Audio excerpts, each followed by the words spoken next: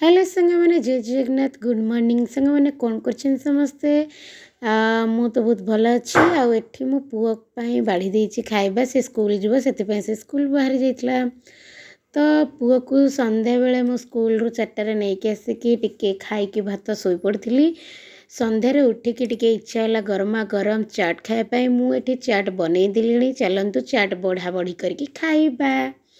तो देखु सांग मैंने आमर फाइनाल चाट रेडी हो आ पुअर मोर चाट खाइबा जाऊँ बापी मु चाट रखीदे।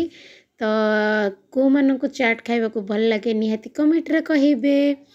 तो आमर गाँ मुंडरे एमतिया टेस्टी टेस्टी चाट सब बेले मिले।